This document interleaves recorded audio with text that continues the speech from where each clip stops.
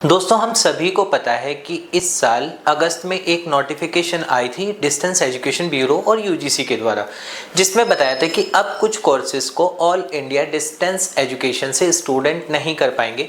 जिसमें अगर हम बात करें तो psychology, microbiology, food and nutrition science, biotechnology and clinical nutrition, इस तरह के कोर्सेज को डिस्टेंस एजुकेशन ब्यूरो ने पूरी तरह से बैन किया है कि अब जुलाई 25 से ये आपके कोर्सेज डिस्टेंस से नहीं हो पाएंगे। लेकिन इग्नू यानी Indira Gandhi national open university में बहुत सारे स्टूडेंट्स हैं जिन्होंने इन कोर्सेज में एडमिशन लिया था। तो आप लोगों का सवाल बनता है कि अब उनका क्या होगा। तो आज की वीडियो में मैं कोशिश करूंगा कि आपको वही सब जवाब दे सकूं। हेलो दोस्तों, मेरा नाम है शिवांग शर्मा और ऑनलाइन एजुकेशन कंसल्टेंट में आपका स्वागत है।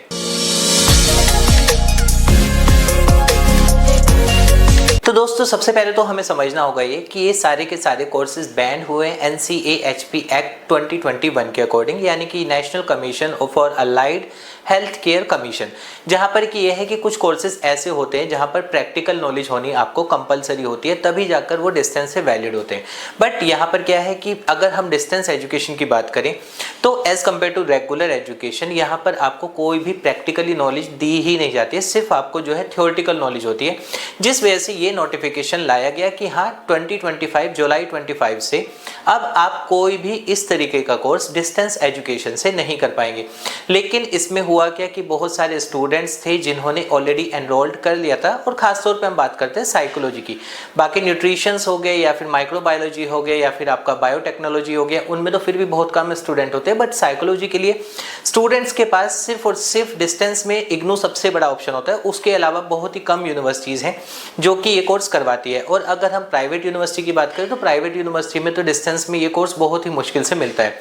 तो अब इसमें क्या है कि कुछ स्टूडेंट जो, एक तो क्वेश्चन आपका बनता है ये, अगर मैंने पहले से एनरोल किया हुआ था यानी जुलाई 25 से पहले, यानी कि दिसंबर जनवरी या फिर हम बात करें जुलाई 24 में, अगर मैंने उस टाइम पर एडमिशन लिया था तो क्या मेरा भी कोई इसका इफेक्ट पड़ने वाला है? तो इसमें सबसे पहले तो यही चीज़ है कि आप लोगों का जिसका भी जुलाई 25 से पहले का एनरोलमेंट है, यानी कि जिनका फर्स्ट सेमेस्टर एटलीस्ट हो चुका था, उन लोगों को तो इसमें कोई भी दिक्कत नहीं है। रीज़न क्या है कि ये नोटिफिकेशन अगर जुलाई 25 से एप्लीकेबल है तो उससे पहले अगर आपने इसमें एडमिशन लिया हुआ है तो यूजीसी की गाइडलाइन के अकॉर्डिंग वो पूरी तरीके से वैलिड है। अब यहाँ पर दूसरी चीज़ है, जिन्होंने इस एडमिशन लिया ही इस साल है यानी कि जुलाई 25 में, उन स्टूडेंट्स को जो है दो प्रॉब्लम आ रही है। पहला तो ये है कि वो यूजीसी को अगर कॉन्टेक्ट कर रहे हैं तो उनका जो आ रहा है वो अलग है रिप्लाई, अगर वो इग्नू को कर रहे हैं तो अलग है। कुछ स्टूडेंट्स का कहना है उन्होंने जब इग्नू को मेल किया तो वहां से उनको प्रोफेसर से मेल आया कि आप लोगों को घबराने की कोई जरूरत नहीं है, आपका ये वैलिड माना जाएगा। लेकिन वही सेम चीज उन्होंने जब यूजीसी को कही है तो यूजीसी ने सीधा सा एक रिप्लाई किया है कि आप लोगों का एज पर यूजीसी यानी कि यूजीसी गाइडलाइन के अकॉर्डिंग अगर उसको उस कोर्स को करवाने के लिए अप्रूवल है तो वैलिड है, वरना नहीं है। यहाँ पर उन स्टूडेंट्स को अभी तक कोई क्लियरिटी नहीं मिल पा रही है, क्यों करे तो करे क्या। अब इसमें वैसे तो सिंपल सा एक चीज़ है कि अगर हम बात करते हैं, हम कभी भी जब भी कोई कोर्स करते हैं, आगे जाकर मुझे कोई जॉब वैकेंसी में लगानी है तो मुझे वहाँ पर यूजीसी गाइडलाइंस को फॉलो करना है, ना कि एक कोई पर्टिकुलर यूनिवर्सिटी को। बट इग्नू जो है, इग्नू अपने आप में ये रहता है कि Indira Gandhi national open university खुद भी अपने रूल्स बना सकती है, तो वहाँ पर यूजीसी और डीईबी के अलावा इग्नू के भी रूल्स एप्लीकेबल होते हैं। बट अगर हम बात करें मुझे क्या एडमिशन कैंसिल करवा लेना चाहिए, तो हाँ आपके पास ये ऑप्शन सबसे बेहतर ऑप्शन है, क्योंकि हमें आगे यूजीसी को फॉलो करना है ना कि इग्नू को। और यहाँ पर यूजीसी गाइडलाइंस के अकॉर्डिंग अगर यूजीसी ने नोटिफिकेशन डाल दिया है कि ये 5 कोर्सेज अब आप डिस्टेंस से अगर करेंगे तो वैलिड नहीं माने जाएंगे, तो आपको इनको इग्नोर कर लेना चाहिए। हाँ हो सकता है आपने जो फीस डिपॉजिट कर दी है आपकी वो रिफंडेबल हो या ना हो, लेकिन आप अब प्राइवेट यूनिवर्सिटीज़ में या फिर रेगुलर मोड पर इन कोर्सेज को आराम से कर सकते हैं।